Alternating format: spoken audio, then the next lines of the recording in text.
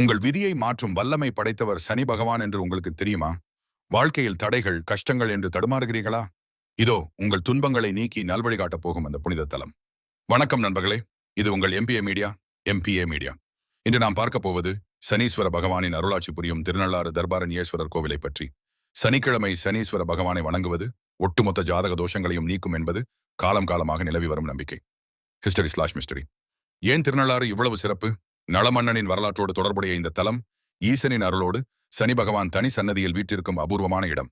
இங்கே நள தீர்த்தத்தில் நீராடி சனி பகவானை முறையாக வழிபட்டால் 7.5 சனி மற்றும் அஷ்டம சனியின் தாக்கங்கள் குறைந்து வாழ்க்கையில் ஒரு புதிய வெளிச்சம் பிறக்கும் என்பது ஆன்மீக பெரியவர்களின் வாக்கு.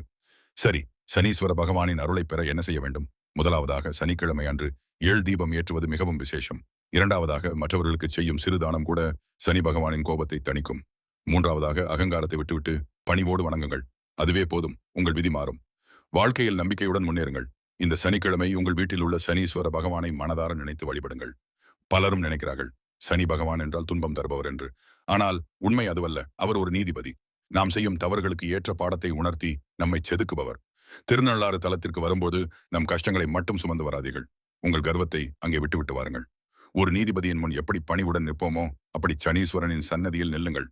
அங்கே உங்கள் மனதிற்குள் தோன்றும் அமைதிதான் சனி பகவான் உங்களுக்கு வழங்கும் முதல் ஆசீர்வாதம். நீங்கள் திருநள்ளாறு செல்ல இயலாத சூழலில் இருந்தாலும் கவலை வேண்டாம். உங்கள் ஊரில் உள்ள சிவன் கோவில்களில் இருக்கும் சனி பகவான் சன்னதியில் நல்லெண்ணெய் தீபம் ஏற்றி ஓம் சனீஸ்வராய நமகா என்று 9 முறை மனதார சொல்லுங்கள். முக்கியமாக சனிக்கிழமை அன்று இயலாதவர்களுக்கு செய்யும் ஒரு சிறு உணவு தானம் ஆயிரக்கணக்கான கோவில்களுக்கு செல்வதை விட மேலான பலனை தரும். இதுவே சனி பகவானுக்கு பிடித்தமான உண்மையான வழிபாடு. ஆனால் திருநள்ளாற்றின் மர்மம் வெறும் வழிபாட்டோடு முடிந்து விடுவதில்லை நண்பர்களே. ஒரு காலத்தில் நள மகாராஜா சனி பகவானின் தாக்கத்தால் தனது ராஜ்யத்தையும் செல்வாக்கையும் இழந்து காடு காடாக அலைந்தார். இறுதியில் அவர் இந்த திருநள்ளாறு தலத்திற்கு வந்து தீர்த்தத்தில் மூழ்கி எழுந்தபோது அவர் இழந்த அனைத்தையும் மீண்டும் பெற்றதாக புராணங்கள் கூறுகின்றன. இங்கே உள்ள மிக முக்கியமான அதிசயம் என்ன தெரியுமா? இந்த கோவிலின் கோபுர நிழல் பூமியில் விழாது என்று சொல்லப்படுகிறது. இது ஒரு பொறியியல் அதிசயமா அல்லது தெய்வத்தின் அருளா? பல ஆராய்ச்சியாளர்களே இன்னும் விடை தேடும் ஒரு ரகசியமாக இது இன்றும் நீடிக்கிறது. ஏன் இந்த தலம் இவ்வளவு முக்கியமானது? காரைக்கால் பகுதிக்கு அருகில் அமைந்திருக்கும் இந்த திருநள்ளாறு மற்ற சனி பகவான் தலங்களிலிருந்து முற்றிலும் மாறுபட்டது. இங்குள்ள சனி பகவான் ஈஸ்வரன் என்ற பட்டத்தோடு, அதாவது சனீஸ்வர பகவான் என்ற திருநாமத்தோடு பக்தர்களுக்கு அருள் பாலிக்கிறார். நள மகாராஜாவின் வாழ்க்கையில் ஒரு திருப்புமுனையை ஏற்படுத்திய இடம் இது. சனி பகவானின் பிடியில் சிக்கித் தவித்த நளன் காரைக்காலின் புனித மண்ணில் கால் பதித்து நள தீர்த்தத்தில் நீராடிய போதுதான் அவனது துன்பங்கள் நீங்கி மீண்டும் தனது ஆட்சியை மீட்டான் என்று வரலாறு சொல்கிறது. இன்னொரு சுவாரஸ்யமான விஷயம் என்ன தெரியுமா? காரைக்காலின் தட்ப வெப்பநிலையும் இந்த கோவிலின் அமைப்பும் ஆன்மீக ரீதியாக ஒரு மர்மமான ஈர்ப்பை கொண்டுள்ளன. இன்றும் பல வெளிநாட்டவர்கள் மற்றும் ஆராய்ச்சியாளர்கள் இந்த கோவிலின் கோபுர நிழல் ஏன் தரையில் விழுவதில்லை என்பதையும் அதன் கட்டிடக்கலை நுணுக்கங்களையும் வியந்து பார்க்கிறார்கள். சனி பகவான் என்றால் பயம் என்று நினைப்பவர்களுக்கு திருநள்ளாறு ஒரு பாடத்தை கற்றுத்தருகிறது. அவர் தண்டனை தரும் நீதிபதி மட்டுமல்ல, நம் கர்ம வினைகளை தீர்த்து நம்மை பக்குவப்படுத்தும் ஒரு குரு. காரைக்காலின் இந்த புனித மண்ணில் சனிக்கிழமை அன்று ஒருமுறை நீங்கள் தரிசனம் செய்துவிட்டால் உங்கள் வாழ்க்கையில் ஒரு புதிய வெளிச்சம் பிறக்கும் என்பது உறுதி. ஆனால் பலரும் அறியாத ஒரு ரகசியம் இந்த கோவில் குளத்தில் ஒளிந்திருக்கிறது. திருநள்ளாறு கோவிலுக்கு சென்றால் முதலில் நள தீர்த்தத்தில் நீராடுவது வழக்கம். இந்த தீர்த்தம் எப்படி உருவானது தெரியுமா?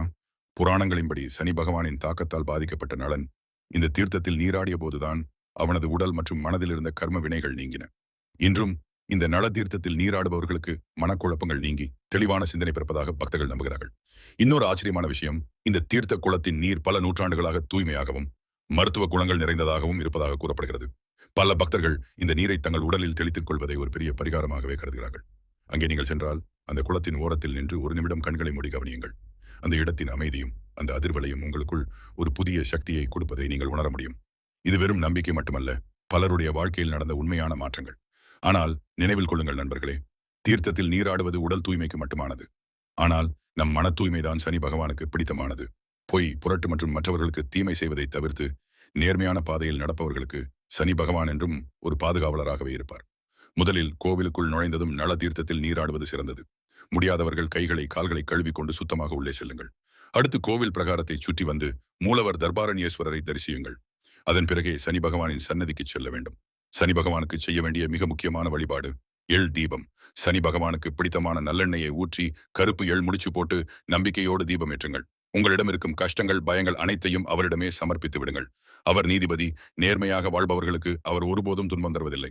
மேலும் சன்னதிக்கு செல்லும் போது அங்குள்ள மற்ற சன்னதிகளான தியாகராஜர் மற்றும் அன்னை பத்ரகாளி அம்மனையும் தரிசிக்க மறக்காதீர்கள். இந்த கோவிலின் ஒவ்வொரு கல்லிலும் ஒரு வரலாறு ஒளிந்திருக்கிறது. நண்பர்களே, திருநள்ளாறு என்பது வெறும் ஒரு கோவில் மட்டுமல்ல. அது உங்கள் வாழ்க்கையில் நீங்கள் எடுத்த முடிவுகளை சரிபார்க்கும் ஒரு இடம். நீங்கள் நேர்மையாக இருந்தால் சனி பகவான் உங்களுக்கு கொடுக்கும் வெற்றியை யாராலும் தடுக்க முடியாது. ஒரு வழிகாட்டியாக இருந்திருக்கும் என்று நம்புகிறேன். திருநள்ளாறு செல்ல திட்டமிடும் பலருக்கு இந்த வீடியோ மிகவும் பயனுள்ளதாக இருக்கும். இந்த தொடரை பற்றி உங்கள் கருத்துக்களை கமெண்ட்ஸில் சொல்லுங்கள். உங்கள் வாழ்க்கையில் தடைகள் நீங்கி சனி பகவானின் அருள் மழையில் நனைய வாழ்த்துக்கள். இது உங்கள் MBA மீடியா. மீண்டும் ஒரு புதிய வரலாற்று பயணத்தில் உங்களை சந்திக்கும் வரை விடைபெறுகிறேன். நன்றி.